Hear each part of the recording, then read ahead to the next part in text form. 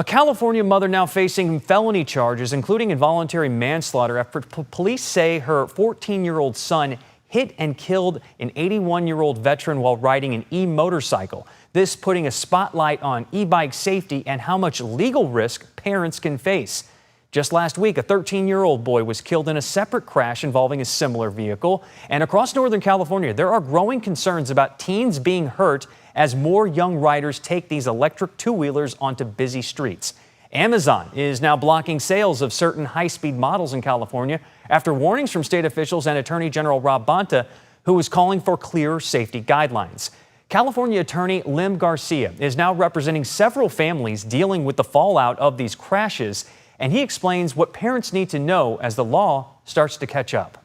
It's turning out that the parents can actually go to jail and see criminal jail time if they are being held responsible for the acts of their children. And in the case, I think that happened in more locally in Garden Grove, the district attorney is seeking charges because the mother actually knew and she was actually warned of her son's driving or motorcycle habits.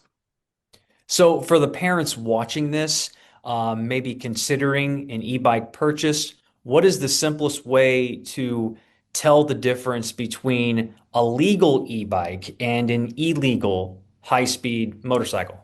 As a parent, what you really need to look for is if the bicycle or the e-motorcycle has pedals or not. If there's pedals, it's most likely a class 1, 2, or 3 e-bike, which is legal and much safer than an e-motorcycle, which can reach speeds of 50, 60 miles per hour and is far heavier, much bigger, can accelerate much faster, and is just a lot more dangerous.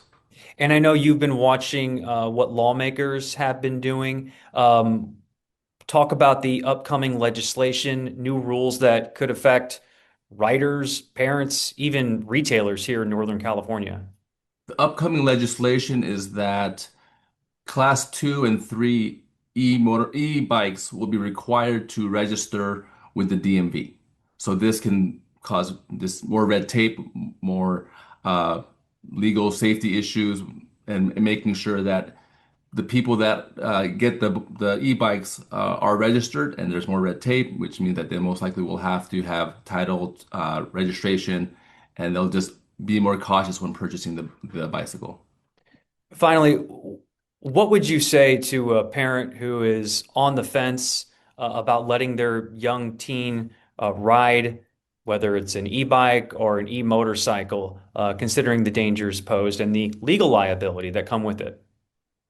Well, if you're on the fence, I think they should think about their kids shouldn't just be focused on having fun. It's really about being safe and making sure that you're not held liable for injuries that their kids may cause later on. And then also, I think, secondly, it's also important that your children don't cause injuries to other people and that they don't have to live with that lifetime of regret of perhaps injuring somebody or even worse.